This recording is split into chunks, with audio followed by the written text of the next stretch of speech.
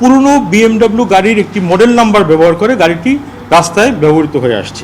এই সাম্প্রতিক সময়ে আমাদের চোরাচালানের একটি অভিনব নেটওয়ার্ক আমাদের সামনে উদ্ঘাটিত হয়েছে। আমরা ইতিপূর্বেই স্বর্ণ চোরাচালান, সিগারেট চোরাচালান, মাদক চোরাচালান, বন্ডের চোরাচালান এই জাতীয় বিষয়গুলোর সাথে আমরা সবাই কম বেশি পরিচিত।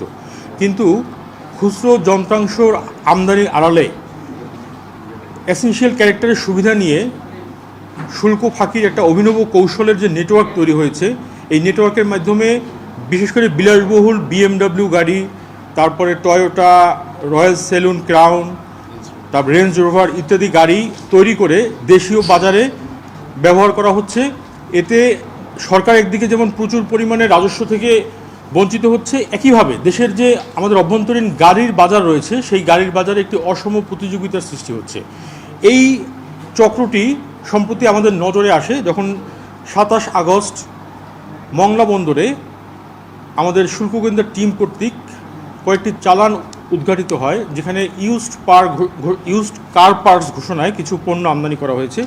কিন্তু আমরা আমাদের ইন্টেলিজেন্স অ্যাপ্লাই করে বিশেষ করে আরও কিছু মোটরযান সংক্রান্ত যারা বিশেষজ্ঞ, বিভিন্ন বিশ্ববিদ্যালয়ের বিশেষজ্ঞ, তাদের সহায়তায় এবং অনেক ক্ষেত্রে কৃত্রিম বুদ্ধিমত্তার প্রয়োগ করে একটি বিষয় আমাদের নজরে আসে যে এই ইউজড কার পার্টসগুলো সংযোজন করে একটি পূর্ণাঙ্গ গাড়ি তৈরি করা সম্ভব। এবং এই পূর্ণাঙ্গ গাড়ি তৈরি করা সম্ভব হলে সেটি general rules for the interpretation of harmonised coding system এর আওতায় এসেনশিয়াল ক্যারেক্টারের বিবেচনায় এটি সম্পূর্ণ একটি গাড়ির শুল্ক আরোপযোগ্য পণ্যতে পরিণত হয়।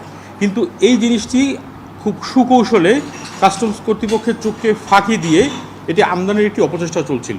এই অপচেষ্টার যে কৌশল সেটি কাস্টমস গোয়েন্দা নস্যাৎ করে দেয় তাদের ইন্টেলিজেন্স প্রয়োগের মাধ্যমে।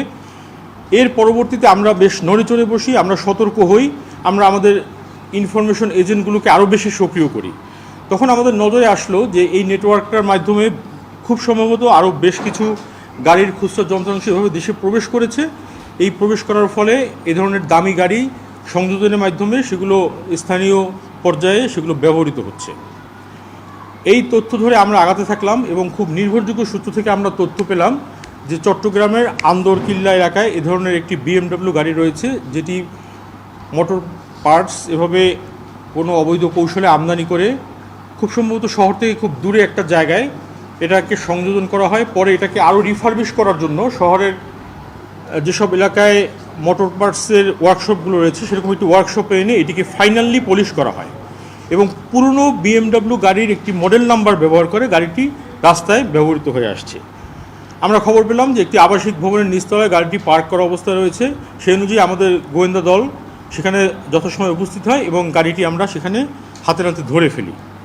ধরে ফেলার পর গাড়ির জনৈক যিনি মালিক জনাব আইয়ুব নামে এক ব্যক্তি, তাকে আমরা পেলাম না। উনি বিদেশে অবস্থান করছে, কিন্তু তার পরিবারের সদস্যরা জানালো যে উনি গাড়ির সমস্ত ডকুমেন্টস নিয়ে বিদেশে চলে গিয়েছে। আমরা ওনার সাথে যোগাযোগ করার চেষ্টা করলাম, তিনি আমাদেরকে কোনো সদুত্তর দিতে পারলেন না।